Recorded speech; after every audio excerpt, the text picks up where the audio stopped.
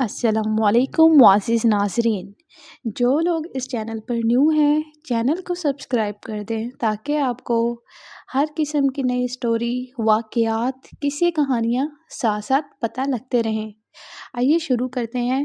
ملکہ کوثر کی شہزادی۔ مری کے ایک ریسٹورنٹ میں استقبالیہ کاؤنٹر پر صفورہ کی ڈیوٹی تھی۔ ایک بار کسی لڑکی نے اس سے پوچھا، آپ کھڑی کیوں ہیں؟ بیٹھ جائیں نا، ہمیں اجازت نہیں ہے۔ صفورہ نے مسکراتے ہوئے جواب دیا۔ مسکرانا اور مسکراتے رہنا اس کی نوکری کا تقاضا تھا، اور اگر طبیعت خراب ہو تو تب بھی اجازت نہیں ہے۔ صفورہ بدستور مسکرائی۔ آپ کو عید پہ چھٹی ملتی ہے؟ نہیں، عید پر نہیں ملتی۔ عید پر تو آنے والوں کا ہجوم ہوتا ہے، اس لیے ڈیوٹی اور زیادہ سخت ہوتی ہے۔ صرف جمعرات کو چھٹی ہوتی ہے۔ میرے گھر والے قریب ہی رہتے ہیں، صفورہ نے معمول کے مطابق بتایا۔ کچھ دیر بعد وہ چلی گئی اور اس کے پیچھے کھڑی کوئی بزرگ خاتون، غالباً نانی یا دادی ہوگی، جو بے خبری میں صفورہ کی ساری گفتگو سن رہی تھی، سر پہ ہاتھ رکھ کر کہنے لگی، خوش رہو پیاری بیٹی۔ شکریہ خاتون۔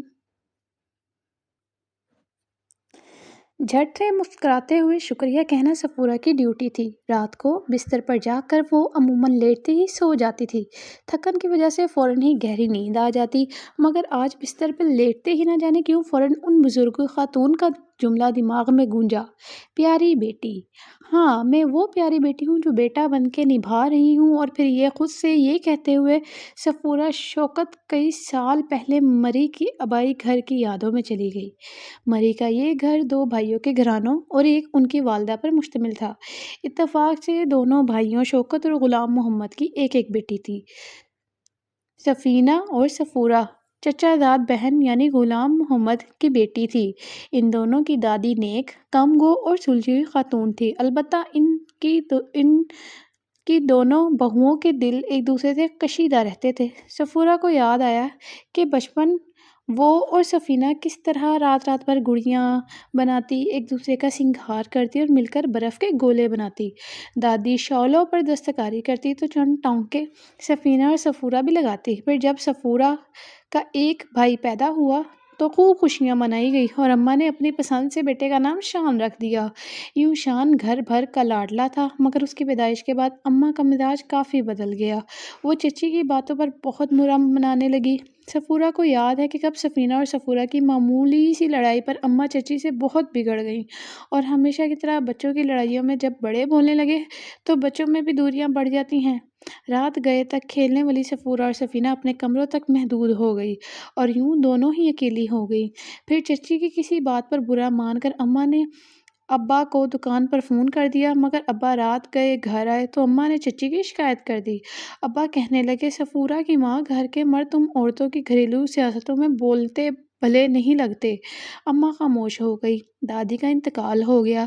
چچا مال روڈ میں دکان کھول کر کسی دوسری جگہ رہنے لگے۔ سفینہ کی شادی ہو گئی اور صفورہ کے ابا کا بھی انتقال ہو گیا۔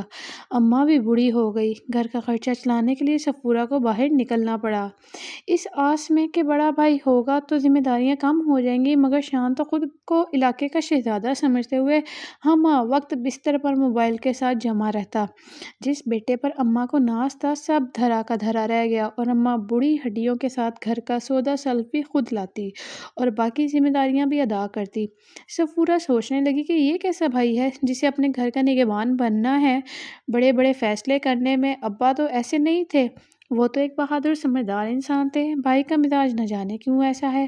ایک دن صفورہ کو تیز بخار ہو گیا تو ہوٹل کی انتظامیہ نے اسے گھر جانے کا مشورہ دیا اور اس کے لیے سواری بھی مہیا کی۔